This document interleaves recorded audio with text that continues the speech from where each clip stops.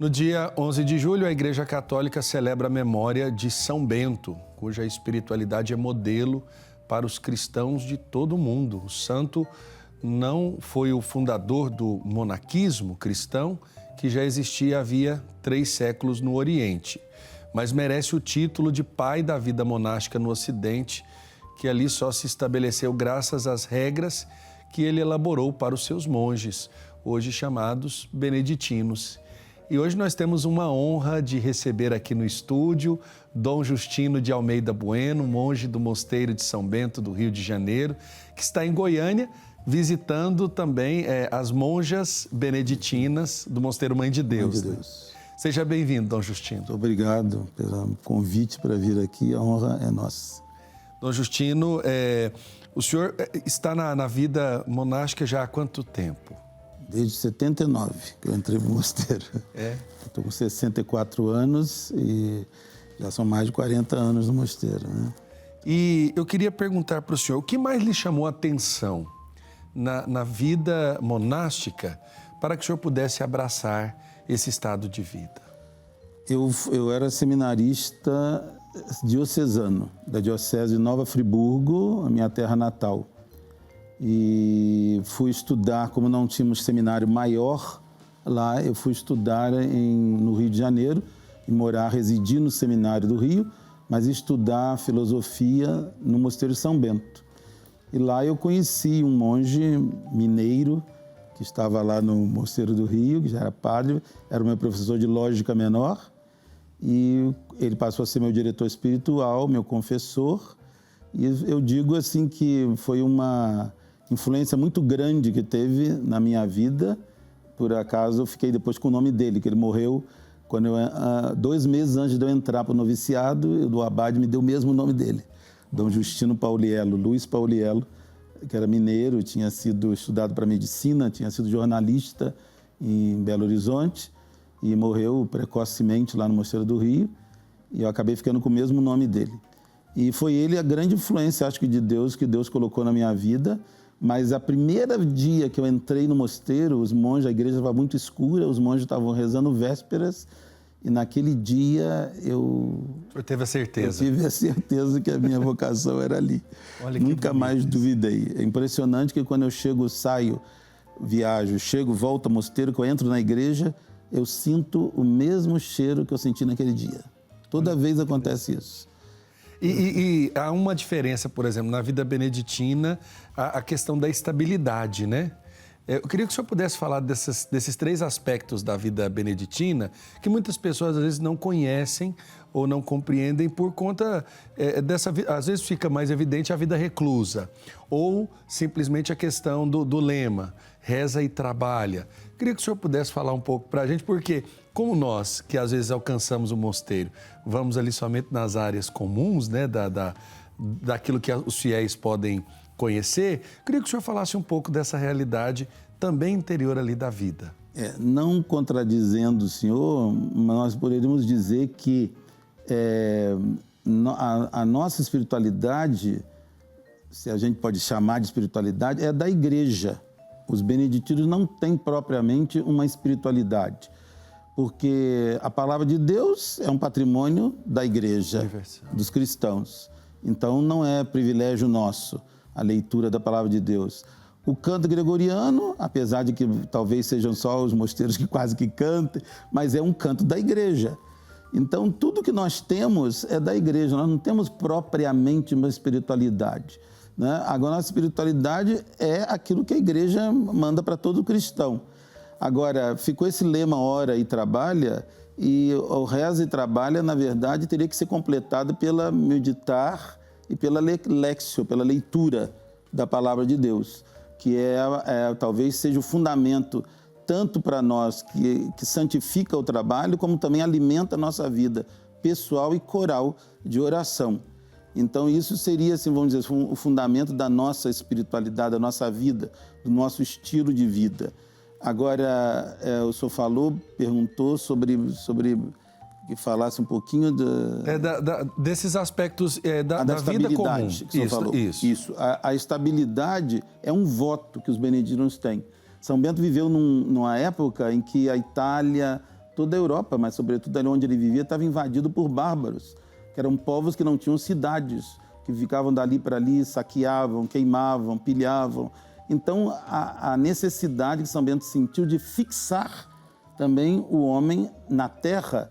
E os mosteiros foram essa que deu a ideia, vamos dizer assim, talvez central para a civilização medieval, para a formação da cidade medieval, da cultura medieval.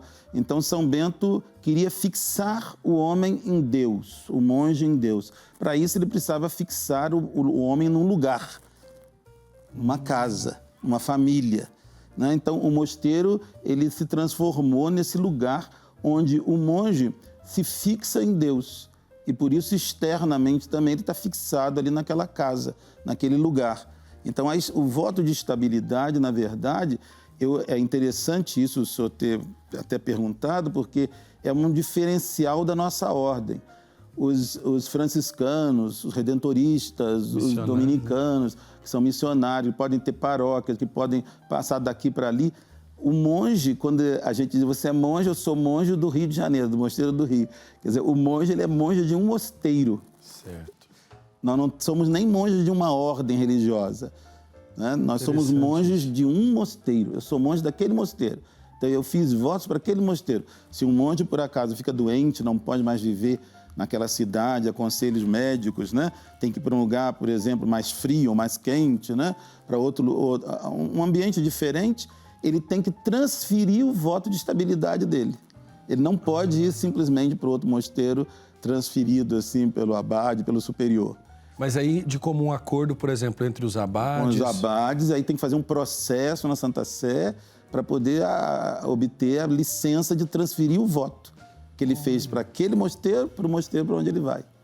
Agora, o senhor falou, é uma espiritualidade da igreja, é aquilo que a igreja e o próprio Cristo pede de todo cristão, mas a gente pode dizer que existem especificidades, talvez mais proeminentes na vida do monge, que talvez não seja tão firme, por assim dizer, na vida do cristão do dia a dia. Não, isso é evidente, porque nós estamos ali no mosteiro, temos aquele tempo para isso, para rezar, temos, né, várias reuniões durante o dia, de madrugada, no nascer do dia, a Santa Missa, as horas de oração, né, 9, meio-dia, 3 horas da tarde, a oração da tarde, chamada vésperas, a oração da noite. Então, os monges, quase de 3 em 3 horas, estão no coro. Os mosteiros que ainda conservam esse horário beneditino, de 3 em 3 horas estão rezando no coro. E então isso já denota uma coisa diferente, né? Tem uns horários para leitura espiritual, que a gente chama de Lectio Divina. As refeições são feitas em comum, não se fala durante a refeição, se tem leitura durante a refeição, né? Tem os momentos de conversa familiar da comunidade, que são os recreios, às vezes após o almoço, depois do jantar. Então, antes do completório, antes de começar o grande silêncio, quer dizer, um momento de silêncio que vai até o outro dia, que não se pode falar, né, que não deve conversar, a não ser que surja, como o próprio São Bento prevê, uma necessidade da parte dos hóspedes, mas é um momento de grande silêncio, que o monge mergulha naquele silêncio da noite, vai dormir e que justamente prepara a nossa vida, vamos dizer assim, para outro dia, né? Então, essas coisas talvez é evidente. O horário nosso e o que a gente tem que fazer durante o dia, se é padre, tem que atender, às vezes, confissões na portaria, tem que, no nosso caso lá do Rio, aulas no colégio, aulas na faculdade, né? Palestra, conferência. Se é um irmão que trabalha dentro do mosteiro, ele vai ter as atividades dele dentro da biblioteca, ou na enfermaria, ou em qualquer outro lugar. Quando a gente observa a pessoa de São Bento, né? Hoje, celebrar a memória de São Bento e ter o senhor aqui, volto a dizer, é uma oportunidade, talvez, de fazer perguntas que muitas pessoas que são devotas de São Bento, talvez gostariam de fazer e não têm essa oportunidade. Mas na vida de São Bento, essas realidades da própria radicalidade da escolha desse caminho, da vivência cristã, chamou muito a atenção de outros que se fizeram companheiros dele. Como a gente pode compreender a espiritualidade, no caso da vivência que São Bento colocou para ele e para os seus monges, para os dias atuais? E aí eu pergunto, por que para os dias atuais? Porque parece que agora, mais que nunca, São Bento parece que vem para esse tempo. As pessoas estão demonstrando o seu amor, o seu carinho a essa realidade que ainda talvez não conhecem, da própria medalha de São Bento, da espiritualidade que ele chama a gente a viver na oração, no silêncio, e essa meditação, o aprofundamento da palavra. Como é que o senhor observa isso nesse tempo atual, as pessoas querendo se aproximar de São Bento, um monge que viveu há tantos anos, mas que parece que fala para os dias atuais? É bem oportuna essa observação que o senhor faz, porque São Bento, talvez, o tempo que São Bento viveu, tem muita coisa parecida com o nosso. Olha. Nós estamos vivendo não uma época de mudanças, mas estamos vivendo, como se diz, uma mudança de época, né? Uma mudança epocal, como se diz lá na Itália. E São Bento viveu isso. Ele viveu o fim do Império Romano e o início de um novo tempo, que era a Idade Média. E, portanto, São Bento, ele só partiu, vamos dizer assim, para um apostolado dentro do mosteiro, a irradiação de São Bento, só foi possível porque ele amadureceu espiritualmente no período que ele viveu como eremita e depois lá no próprio Monte Cassino. São Bento foi um homem que cultivou a vida interior, o contato com Deus na oração, mas não uma espiritualidade estéril, uma espiritualidade intimista só para ele, não. São Bento, ele via dentro do mosteiro, no abade, no enfermo, no idoso, na criança, todos ele via o Cristo. Mas ele via o Cristo no hóspede que chegava também ao mosteiro, quer dizer, que vinha do mundo. Que vinha buscando aquela experiência que vocês vivem. Então, isso ali. Que o Papa Francisco, eu estava ouvindo o senhor aqui antes, falando que o Papa Francisco, que o outro é uma riqueza, sim, né? O outro, São Bento, não via quem vinha do mundo como, vamos fechar o mosteiro, que o demônio vem para o mosteiro, como algumas regras da época dele falavam. Né? O hóspede tem que olhar com desconfiança porque ele pode ser o demônio que está mandando para vir ao mosteiro. São Bento, não. São Bento diz, às vezes, um monge que está passando pelo mosteiro, pode ser que Deus o mandou ali ao mosteiro para chamar a atenção do abade, dos monges, de alguma coisa que eles estão vivendo errada. Olha. Então, quer dizer, o outro que vem ao mosteiro é o Cristo que chega ao mosteiro, tem que ser acolhido como Cristo, tem que ser recebido como Cristo. Então, eu acredito que talvez mesmo as pessoas que têm uma visão assim, mais piedosa, mais devocional, mesmo sem saber, elas estão acolhendo na pessoa de São Bento um pouco essa, vamos dizer assim, essa espiritualidade, a gente pode chamar de São Bento, para essa época nossa, que nós estamos vivendo de tantas contradições, né? E de tanto desenvolvimento e, ao mesmo tempo, de tanto fechamento das pessoas umas para as outras, tanta rivalidade, ver o outro como adversário, não como irmão. Então, São Bento, acho que tem uma mensagem muito grande para o nosso mundo hoje, nesse sentido, de nós vermos nas pessoas uma riqueza, como o Papa falou, né? E não um adversário, não alguém que esteja contra nós. Agora, diante dessa história bonita da vida de São Bento, e eu falo história bonita porque tem episódios de uma riqueza e uma profundidade espiritual tão grande, eu queria que o senhor pudesse dizer, como monge, o que mais lhe chamou a atenção na história de São Bento e que lhe faz, às vezes, voltar a essa história, né? Poderíamos assim dizer, vocês o chamam também de fundador, posso dizer nosso assim? pai São Bento. O pai, né? São Bento. Então, como o senhor observa a vida de São Bento dentro desse sentido modelar para os demais monges, para a vida do senhor e para os demais que hoje buscam ser fiéis a essa experiência que ele também o fez? O que eu, no estudo que foi feito durante o noviciado, nós estudamos durante 3 anos a Santa Regra, e depois eu tive que estudar para poder ministrar cursos e conferências e formações para os nossas irmãs e nossos irmãos. O que me chamou mais atenção na Santa Regra, no que São Bento fala, é que São Bento exige uma coisa para que alguém fique no mosteiro, para que alguém persevere no mosteiro.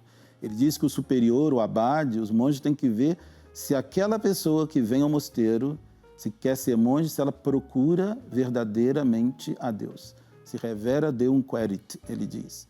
Né? Se verdadeiramente a pessoa procura a Deus, né? E se ela tem solicitude para a oração, para o Opus Dei, para a obra de Deus, que não é tanto uma obra que nós fazemos para Deus, mas é a obra de Deus em nós. O Opus Dei, a obra de Deus em nós. Né? Quando nós rezamos, louvamos, recitamos os textos, é Deus que está fazendo essa obra em nós. Não somos nós que estamos fazendo alguma coisa para Deus. O que nós vamos poder fazer para Deus? Nada. Né? Mas é Deus que está realizando a obra dele em nós, nesse momento que nós nos colocamos em sintonia pela oração com ele. Se solicitude para o Opus Dei, solicitude para a obediência, né? Que é outra coisa terrível para a nossa época, porque nós perdemos o senso da obediência. E a solicitude para os opróbrios, quer dizer, a solicitude para poder suportar, poder estar firme, de pé, diante daquelas coisas que às vezes não são como nós queremos, que não é como a nossa vontade. Olha, né? Que interessante isso. E me chama muita atenção, eu pedi para colocar essa imagem aí da medalha de São Bento. Sim. Muitas pessoas a conhecem, muitas pessoas se perguntam desse significado. Nós vamos para um rápido intervalo, Dom Justino. Na volta, eu queria que o senhor explicasse um pouco a origem dessa medalha e como esse símbolo que é difundido a partir da própria experiência dos monges, tem alcançado a vida de tantas pessoas. Nós vamos para um rápido intervalo e daqui a pouco a gente volta com mais Almanaque Católico. É daqui a pouco.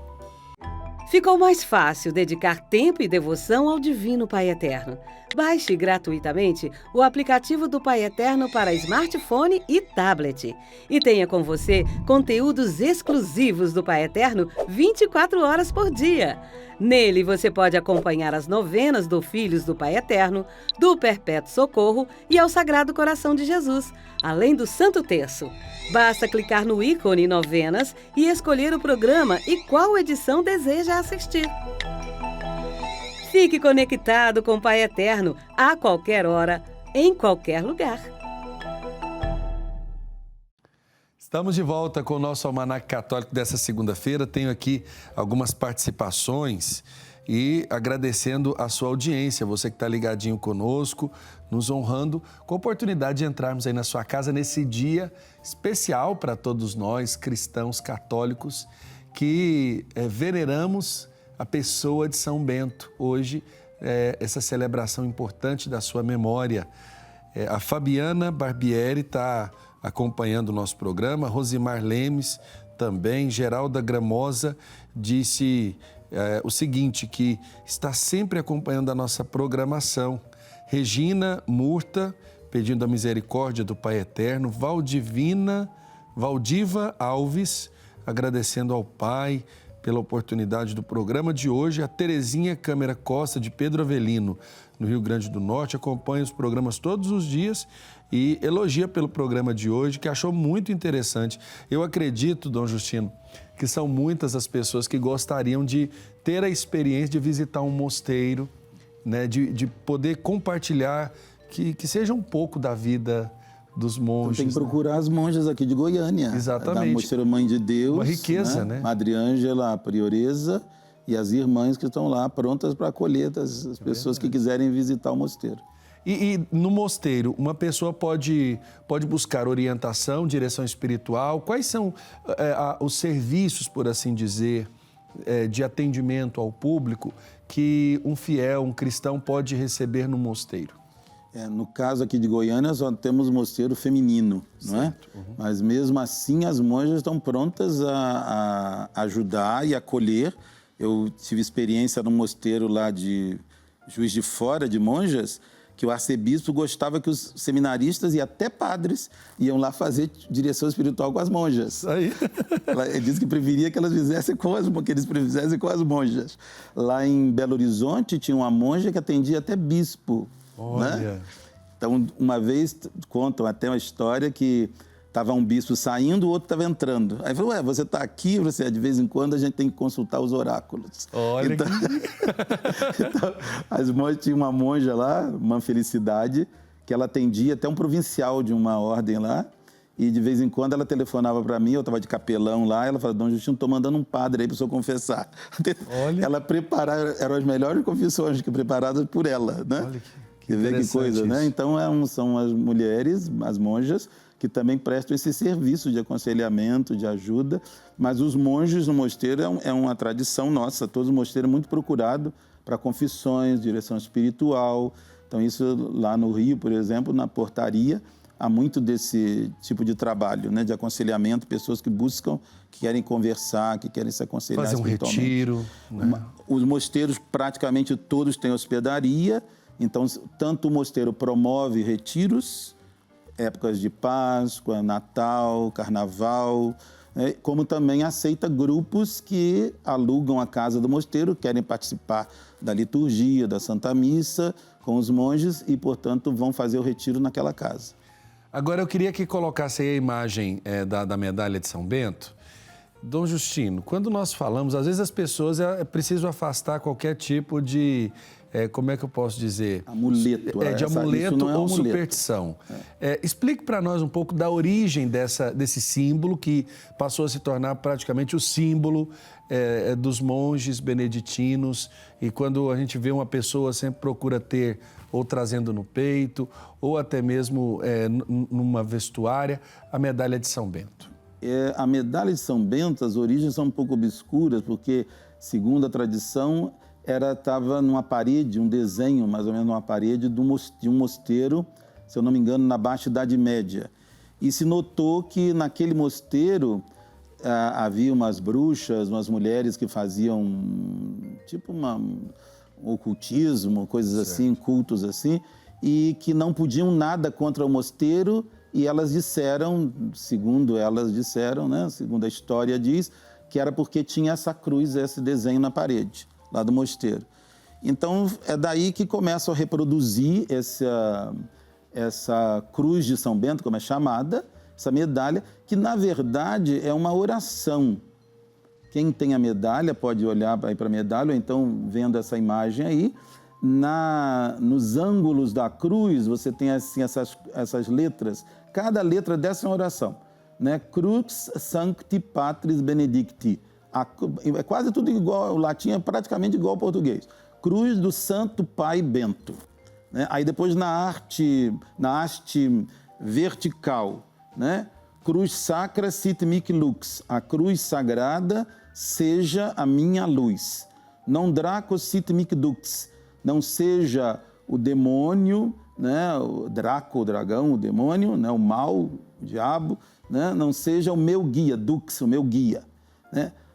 Agora na circunferência, né? Vade retro Satanás, nunca suade mihi vana, né? Retira-te para longe de mim, Satanás, não seja aquele que me engana, aquele que me ilude, sunt mala coelibas ipsis venena bibas, né? Seja o mal que você quer fazer a mim, o teu próprio veneno. Quer dizer, o mal que você faz a mim recaia sobre você mesmo. Né? Então, aqui, a espiritualidade dessa cruz é a espiritualidade do discípulo de Jesus. Se vocês lembrarem no Evangelho, Nosso Senhor fala, né, com São Pedro, quando São Pedro tenta demover Jesus, não, você não vai morrer na cruz, nós não vamos deixar. Não. Jesus, retira-te para trás, vá de retro, Satanás, vai para trás de mim. Né? Quer dizer, o lugar do discípulo é atrás de Jesus, é no segmento de Jesus. Não é como Satanás que quer se colocar à frente, como dux, como guia. O nosso guia, o guia, né, de quem é devoto de São Bento, é Jesus. E, portanto, ele é discípulo de Jesus. Ele pede, então, que o mal, o pecado, aquilo que o aflige, aquilo que o impede de viver como discípulo de Jesus, né, que isso seja retirado dele, do coração dele, da vida dele, né, do caminhar dele, para que Jesus possa ser o guia dele, o dux dele, né, e não o demônio. E por que a palavra pax? Isso depende muito das medalhas. Tem vários tipos de modelos de medalha. Certo. Medalhas que foram feitas em 1880, no centenário do século XIX. Medalha tem o mosteiro de Nossa Senhora da Paz, aqui no Brasil, lá em Itapecerica da Serra, em São Paulo, tem um modelo de medalha muito bonito, feito, acho que pelo Cláudio Pastro. Sim. Já morreu, um grande Tinha um modelo artista. também diferente lá do Rio de Janeiro, não tinha? Não, nossos são modelos vendidos lá. Nós temos uma medalha que vem da França, tem essa medalha do centenário do século XIX, que chama medalha de Monte Cassino. tem vários modelos. Dependendo do medalha, colocam o monograma de Jesus, né? Aquele JHS, né? Que pessoal, na verdade são as 3 primeiras letras do nome de Jesus. Ou então bota a palavra Pax, na hora da nossa morte, né? Esteja junto de nós. Atrás sempre tem a pessoa de São Bento e uma ave. Aquilo se remete a uma passagem da vida. De São Bento recebe um pão envenenado e tinha um corvo que vinha todo dia pegar um pedacinho de pão com São Bento. São Bento comia um pedaço de pão e dava um pedaço para ele. E aí naquele dia o pão estava envenenado, São Bento manda o corvo, pega esse pão e leva, joga no lugar que ninguém possa pegar. E depois o corvo voltou e pegou o pãozinho dele bom, né? Olha, que interessante. Então ficaram também, às vezes, que São Bento com uma taça na mão e uma cobra, serpente saindo de dentro. É alusão à taça lá em Vicovaro, que a história que o senhor contou aí falou, né? Ele foi dar a bênção na comida, quando ele traçou o sinal da cruz, daí a cruz para São Bento, tudo ele traçava o sinal da cruz, fazia o sinal da cruz, né? Quando ele traçou o sinal da cruz para abençoar os alimentos, a taça se partiu. Então, naquele momento, ele percebeu que o vinho estava envenenado. E aí ele disse para os monges, né? Falou, olha, vocês vão procurar um superior para vocês que seja igual a vocês. Eu vou embora daqui. Né? E aí foi quando ele foi para Monte Cassino? Não, ele voltou para Subiaco. E depois também ele saiu numa situação muito triste, um padre invejoso dele, né? Que queria acabar com a vida monástica lá. Ele acabou saindo de Subiaco e foi para Monte Cassino. Sim. E diante dessas atividades, né? Porque a vida no mosteiro não é uma vida só, digamos assim, a vida do coro, né? Quando as pessoas pensam, um monge passa o dia inteiro rezando, correto, mas não só no coro. Eu queria que o senhor pudesse falar um pouco desses trabalhos que vocês conjugam na vida comum e o que é possível, por exemplo, imaginar de trabalhos sendo feitos dentro de um mosteiro. O trabalho de um mosteiro é desenvolvido muito no lugar que o mosteiro se encontra. Certo. Então, mosteiros nossos aqui no Brasil, por incrível que pareça, quase todos viraram mosteiros urbanos. No início não era, mas a cidade fora da cresceu, né? E ficaram todos os mosteiros dentro da cidade. Então, por exemplo, nós não temos o trabalho de agricultura, mas tem muitos mosteiros que têm e muito trabalho com agricultura, com mel. Monte Cassino tem, né? Tem. E tem mosteiros na França que trabalham com apicultura, tem uma verdadeira fazenda com gado, com tudo, né? Criam até porcos para vender, carne de porco, que é muito lucrável. Padarias, né? O Mosteiro de São Paulo tem uma padaria famosa, né? Verdade. Lá no Rio, por exemplo, nós temos um colégio e uma faculdade, que são os 2 lugares que ocupam mais assim, a atividade também dos monges. Talvez o colégio ultimamente não, mas já ocupou muita atividade de uma faculdade, sim. Né? A hospedaria do mosteiro, que também exige, funcionando a hospedaria, a portaria do mosteiro e os trabalhos internos da casa. Tem que ter um monge bibliotecário, tem que ter um monge que cuida do arquivo do Mosteiro do Rio. Nós temos uma biblioteca só de obras raras, de encadernação de obras raras. Então, isso demanda um trabalho especializado, não pode ser qualquer pessoa que trabalhe ali. Então, tem os monges já especializados para isso. O mosteiro tem idosos, tem que ter os irmãos que cuidam da enfermaria, né? Também, às vezes, com auxílio de enfermagem, até de fora, dependendo do número de idosos. E a cozinha do mosteiro, a limpeza do mosteiro, tem sempre um monge que é o mordomo do mosteiro, que cuida de toda a limpeza da casa. A sacristia de um mosteiro é um lugar que demanda muito trabalho, porque como nossa vida gira muito em torno da liturgia, então todas as celebrações, sobretudo no final de semana, as de domingo, né, demanda toda uma organização da igreja, da sacristia, dos paramentos, de tudo que vai ser usado para a celebração, que demanda um trabalho muito grande, né? Dom Justino, nós estamos hoje entrando na casa de milhares de pessoas que estamos acompanhando por todo o Brasil nesse dia de São Bento. Como lançar sementes na vida cotidiana das pessoas que estão nos acompanhando, são devotas de São Bento? Qual seria a palavra que o senhor daria de exortação para que elas pudessem viver um pouco daquilo que São Bento viveu e deixou como herança espiritual, tanto para vocês quanto para a igreja? São Bento, ele na regra dele, ele coloca uma palavra que não é dele, que é de São Cipriano e que aparece em várias obras do período patrístico, que é nada antepor ao amor de Cristo. Então, isso mostra como São Bento centrou a vida dele em Jesus Cristo, né?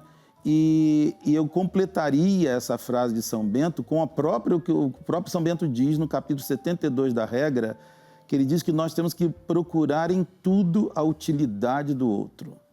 Então, eu acho que isso é um conselho de São Bento. Primeiro, centrar a nossa vida em Jesus Cristo, no amor de Cristo.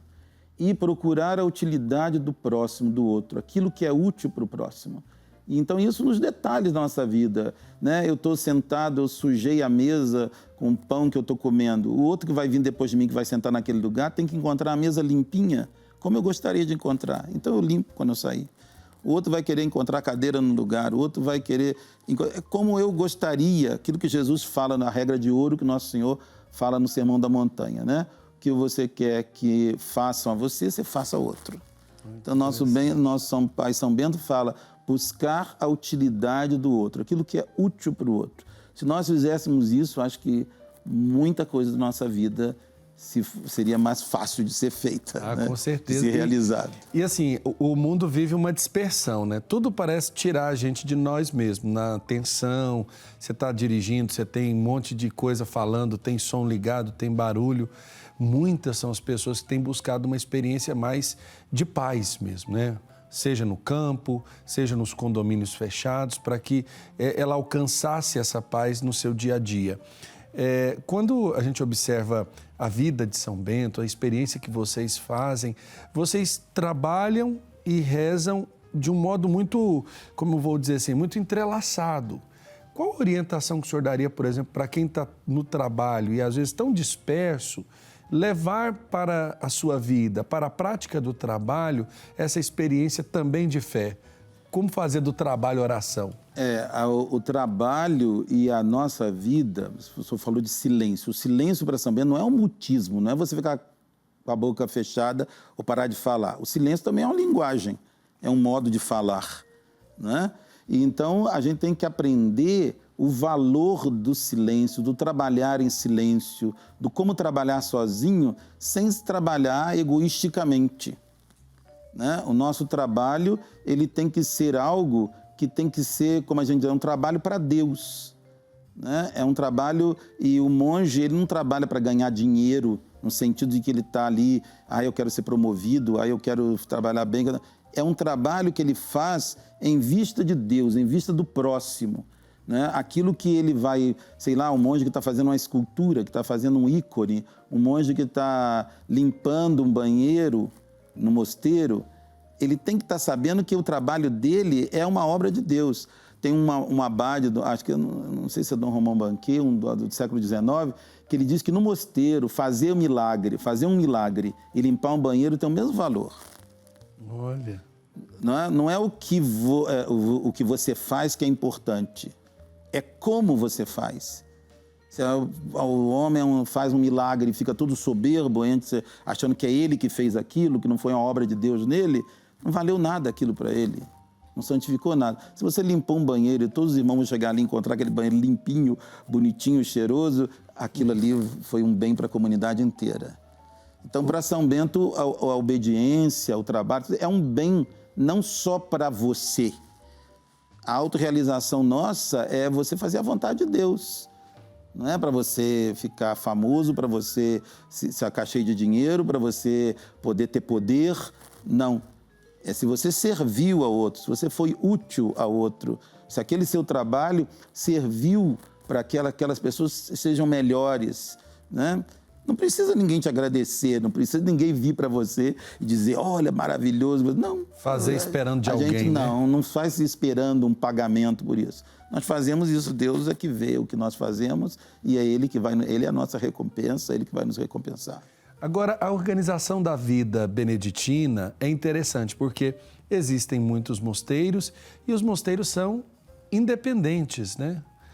Por assim dizer, vocês têm as... Cada casa sua. Isso. Eu queria que o senhor pudesse explicar um pouco para quem está nos acompanhando e que pudesse entender, né? Todo monge tem o seu mosteiro, ele pertence a um mosteiro, mas existem mosteiros que são diferentes entre si. Quando às vezes perguntam quando foi fundada a Ordem de São Bento, A pessoa foi do Papa Leão XIII, que é o nosso fundador. Porque no final do século XIX não se sabia nem quantos mosteiros beneditinos tinham no mundo. E todas as ordens, congregações, a Santa Sé mandava alguma coisa para o superior geral e imediatamente todas as casas recebiam, todo mundo estava avisado. Os provinciais, os superiores. Né? Na nossa, não, ninguém sabia para quem mandar alguma coisa, porque não existia um organismo central. Então, o Papa Leão XIII organizou, junto com todos os abades da nossa ordem, a chamada Confederação Beneditina. Nós temos mosteiros, por exemplo, lá na Espanha, que eles não assinam OSB, Ordem de São Bento, bota MB, Monge Beneditino. Quer dizer, a Ordem de São Bento não existe. Então, o que é a Ordem de São Bento? É essa confederação, que, como o nome está dizendo, confedera, reúne 21, se eu não estou enganado, são 21 congregações. Mas não são congregações religiosas, são congregações de mosteiros. Então, por exemplo, aqui no Brasil, nós temos a Congregação Beneditina do Brasil, que tem mosteiros, né, em todo o país, mas além da Congregação Beneditina do Brasil, nós temos aqui mosteiros de congregação dos Estados Unidos, né, de congregação da França, de congregação da Itália, que são beneditinos, são da Ordem de São Bento, mas não são da Congregação Beneditina do Brasil. Então, olivetanos, camaldulenses, né, e outros mosteiros aí. Valombrosanos, né? Então, valombrosanos. E temos mosteiros até brasileiros, fundados aqui no Brasil, mas que não são da Congregação Beneditina do Brasil. Mas vocês têm uma noção de quantos monges que seguem a espiritualidade, no caso, a regra de São Bento, existem no mundo? No mundo, olha, agora seria difícil, porque há muito tempo eu não vejo o elenco, tem um elenco disso, né? Mas eu não sei se nós chegaríamos a uns 8 mil monges, 10 mil monges, uma coisa assim, por aí. Uma coisa assim. Acho que ele diz que é mais ou menos isso. Dom Justino, eu quero agradecer a oportunidade da nossa entrevista, do senhor ter separado um tempinho nesse tempo que o senhor está vivendo aqui com as irmãs na direção espiritual. O senhor está pregando... A formação, estou dando formação monástica, né, espiritual para elas. Que importante foi, o senhor talvez não imagine o bem que o senhor fez através dessas câmeras, nesse dia de São Bento, poder partilhar um pouco da vida e da espiritualidade no sentido específico dos mosteiros, do que vocês vivem enquanto monges e monjas, com todos os cristãos que estão nos acompanhando nesse momento. Desde já, muito obrigado. Nada, eu que agradeço, no dia do nosso Pai São Bento, poder partilhar aqui com todos que estão aí assistindo esse programa. Tá certo. Forte abraço.